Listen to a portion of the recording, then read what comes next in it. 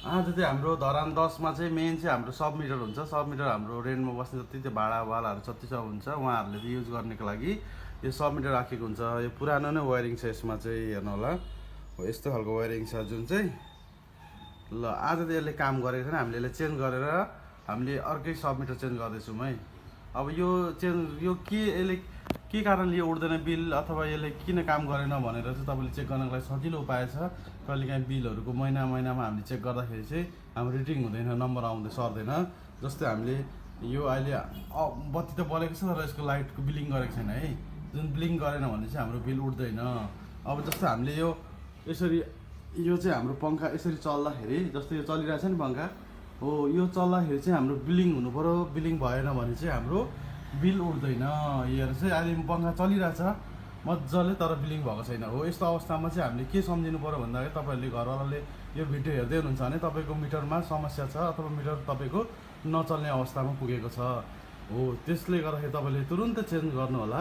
तपाईँले metre check गर्ने तरिका भनेको तपाईँले कुनै उपकरणहरू इलेक्ट्रिक सामानहरूलाई चाहिँ जोडेर चलाउँदाखेरि चाहिँ त्यसमा कल भएर नम्बर ग्रिटिङ हुनुपर्छ है। नम्बर 1 by 1 सर्दै जानुपर्छ अनि मात्रै तपाईँको मिटर ठिक छ भन्ने कुरालाई सङ्केत गर्छ। ल अब यसलाई हामीले चेन्ज गर्छौँ र अहिले हामीसँग भएको एउटा सब मिटर छ।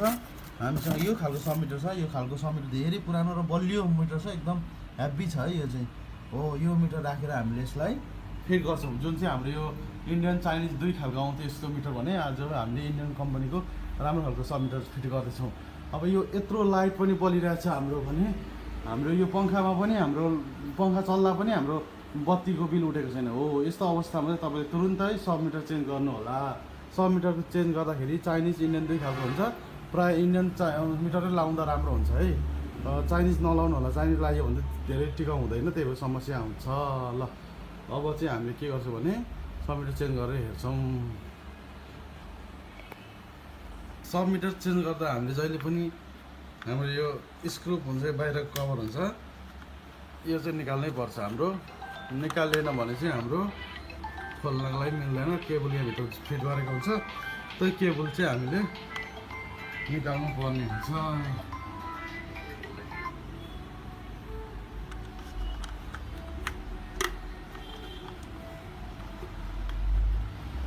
जति तपाईँको घरमा लोड क्षमता बढी छ त्यति नै बढी बिल उठ्छ है। जस्तै इलेक्ट्रिक हेभी चिजहरू उपकरण जति छ एउटा कुरा विचार गर्नु होला। तपाईँहरूले सब मिटर जोड्दै हुनुहुन्छ भने एउटा कुरा याद गर्नु होला, यसमा एउटा म्यानुअल दिएको हुन्छ। जुनै मिटरमा पनि यस्तो म्यानुअल आउँछ।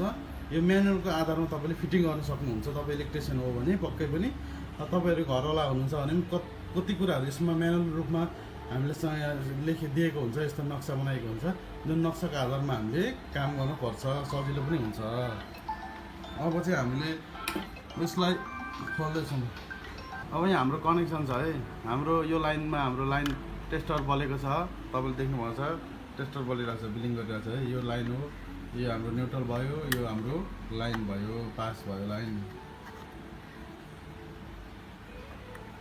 यहाँ लाइन पास भइरहेछ, यो इन भइरहेछ। यो फेस र न्युट्रल इन भएको छ भने आउट चाहिँ हाम्रो यहाँ छ, यो आउट भएको छ।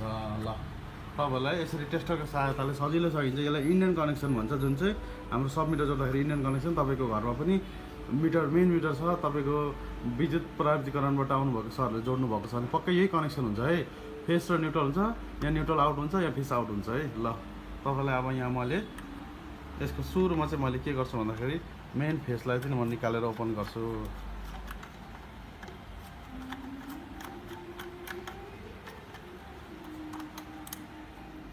ल अब मैले जस्तो यो ओपन गरेँ नि, यहाँको सम्पूर्ण लाइनहरू कट भयो, यो बत्ती पनि अफ भयो अनि पङ्खा पनि अफ भयो। यो चाहिँ हुनुपर्छ जहिले पनि। एउटा विचार गर्नु होला, सब मिटर जोड्दाखेरि यो गल्ती नगर्नु होला। यो चाहिँ यसरी जोडिएन भने चाहिँ बिलै उठ्दैन है। त्यही भएर चाहिँ मैले यो कनेक्सन तपाईँलाई खोलेर देखाउँदैछु। मैले मेन लाइन खोल्ने बित्तिकै लाइन अफ भयो हो, यो अफ हुनुपर्छ। सब मिटर जोड्नु जान्नुभएको छैन भने पक्कै पनि यो यस्तो तरिकाले जोड्यो भने चाहिँ सजिलो हुन्छ। तपाईँले देख्नु विचार गर्नु होला। जहिले पनि फेस र न्युट्रल हाम्रो एउटा फेस आउट गर्ने बित्तिकै हाम्रो पुरै बत्ती गयो नि त यो रुमको हो। यो तरिकाले हामीले चाहिँ फिटिङ गर्नुपर्छ, नत्र भने तपाईँको बिल उठ्दैन है। टेक्निसियन कतिजनाहरूले नयाँ हुनुहुन्छ नि त, उहाँहरूले कनेक्सन गर्दैको गल्ती गर्नुहुन्छ र समस्या आउँछ। ल हामीले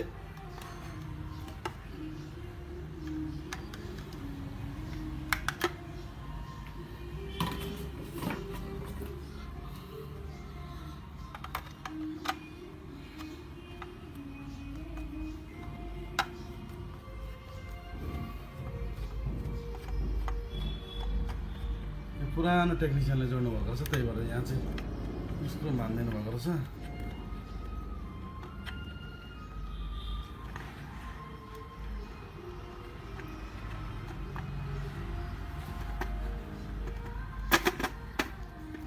ल हाम्रो फाइनली ओपन भइसकेको छ सब मिटर। अब चाहिँ हामीले नयाँ मिटर यही ठाउँमा राखेर फिट गर्छौँ।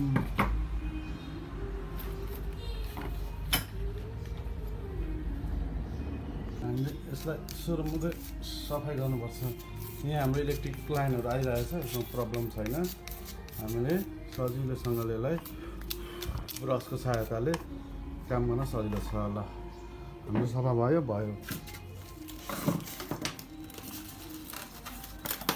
अब चाहिँ हाम्रो मिटर जुन चाहिँ हाम्रो मिटर छ यो होला हाम्रो जुन घरमा युज हुने मिटर जस्तो सेम छ। हो यो मिटर हामीले आज रिडिङ गर्दैछौँ, लगाउँदैछौँ। ल तपाईँहरूलाई पनि यस्तो खालको मिटर चाहिएको छ भने पक्कै हामीले सम्झिनु होला। एकदम राम्रो बलियो टिकाउ हुने मिटर चाहिँ यही हो है।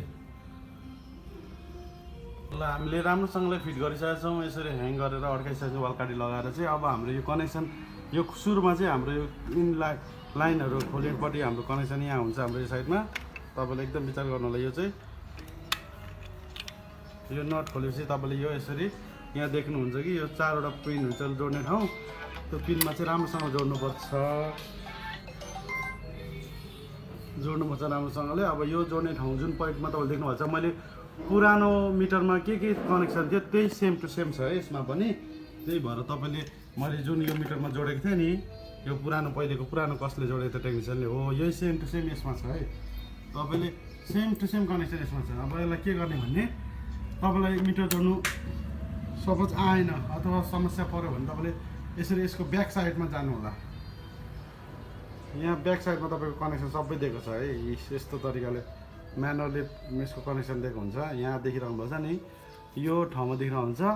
हो यो चाहिँ हाम्रो म्यानुअल कुन कनेक्सन कहाँबाट जोड्ने भनेर चाहिँ दिएको छ है तपाईँको। हो यस्तो तरिकाले दिएको हुन्छ। जस्तै 1बाट सप्लाई भएर हाम्रो 3मा आउट भएको छ है। हो यो कनेक्सन दिएको हुन्छ यसरी। अब हामीले यसलाई कनेक्सन गर्छौँ।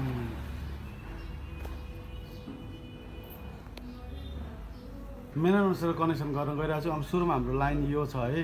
यहाँ टेस्टर बलिरहेको छ नि, देख्नुहुन्छ नि, यो टेस्टर बलिरहेको छ। अब यो लाइनलाई चाहिँ हामीले जुन लाइफ लाइन छ त्यसलाई एकचोटि फर्स्टमा यो लाइफ लाइन लगाइदिउँ। ल यो लाउँदाखेरि एकदम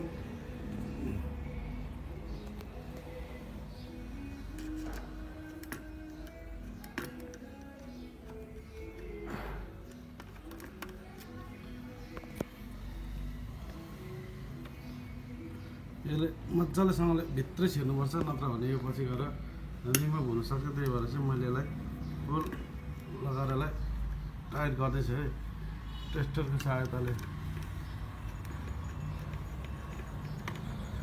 अब हाम्रो के आयो, यो लाइन आयो, यहाँ आयो है। अब तपाईँले लाइभ देख्नुभयो नि। अब हाम्रो 1मा यो छ भने अब यसको आउट कहाँ छ त, हाम्रो त्यो कुरा विचार गर्नुपर्छ। हाम्रो आउट यो डायग्राम अनुसार हाम्रो आउट के छ, यसमा छ, 3मा छ, यो कनेक्सनमा छ है आउट चाहिँ। अब हाम्रो न्युट्रल कुनमा छ तपाईँको, यो म्यानुअल अनुसार चाहिँ हाम्रो यसमा छ न्युट्रल। यो चाहिँ हाम्रो फरक हुन्छ यसमा चाहिँ। तपाईँहरूले विचार गर्नु होला। मिटरको जहिले मिटर जोड्दै हुनुहुन्छ भने यसको म्यानुअल हेरेर मात्रै सेटिङ गर्नु होला। फरक हुन्छ। सेम टु सेम देखिने भए पनि फरक हुन्छ है।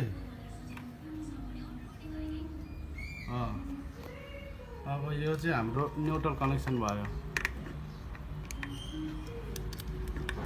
फेस र न्युट्रल हेर्ने अब यो कनेक्सन भयो नि। अब चाहिँ हाम्रो के रह्यो भन्दाखेरि लोड लाइन जुन चाहिँ हाम्रो यसबाट बिल उठ्ने जुन लाइन छ त्यो लाइनलाई चाहिँ हामीले जोड्न गइरहेछौँ।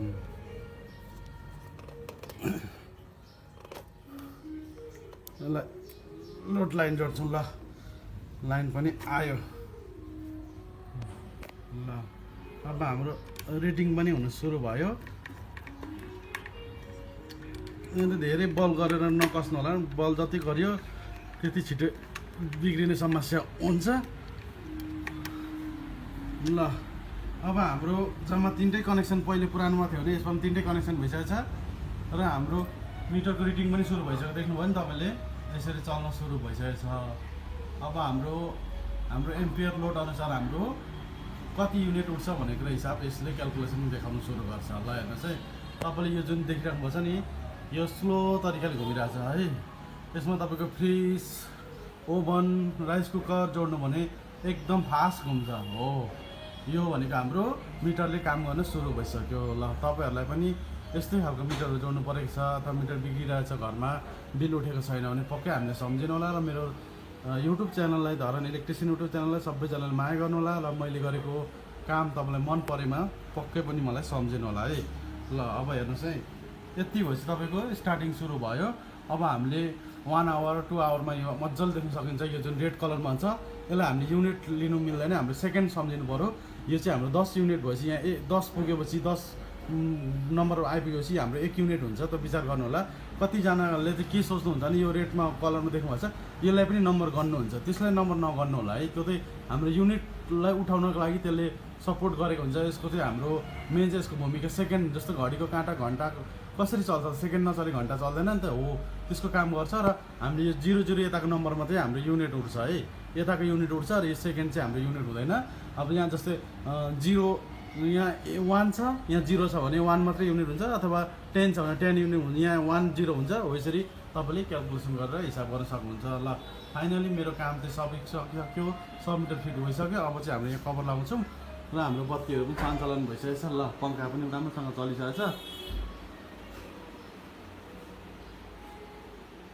ल तपाईँहरूकोमा पनि यस्तै खालको मिटर अथवा पुरानो नयाँ जुनसुकै कम्पनीको मिटर चाहिएको छ अथवा यस्तै खालको काम गर्नु परेको छ भने पक्कै हामीले सम्झिनु होला। प्रायः धेरैले त यो मिटर जोड्नु छोडिसकेँ, म त यो मिटर जोड्छन्, तर यसमा पनि धेरै प्रब्लम आउँछ। 1 इयरको वारेन्टी हुन्छ, तर वारेन्टीभित्रमा चाहिँ मात्र टिकाउ र त्यस पछाडि हाम्रो छिट्टै बिग्रिने समस्या यसमा छ। त्यही भएर चाहिँ मैले अहिले चेन्ज गरेर पुरानै मोडलको डिस्कवाला लगाइदिएको छु। यहाँ चाहिँ हाम्रो डिजिटल नम्बर आउँथ्यो भने त्यसमा चाहिँ कल, यसमा त 4वटा बत्ती हुन्थ्यो भने यसमा बत्ती हुन्न। यसमा यो पुरानो मोडलको प्लेट हुन्छ जुन चाहिँ हाम्रो यो खपत भएअनुसार चाहिँ घुम्ने रिडिङ गर्छ भने यसमा चाहिँ हाम्रो कल भन्ने बटन ब्लिङ भएर चाहिँ हाम्रो युनिटलाई खपत गर्छ यसमा चाहिँ। ल तपाईँलाई मेरो भिडियो मन परेमा प्लिज सबैजना लाइक, सेयर, कमेन्ट गरिदिनु होला र मेरो युट्युब च्यानललाई सबैले माया गरिदिनु होला।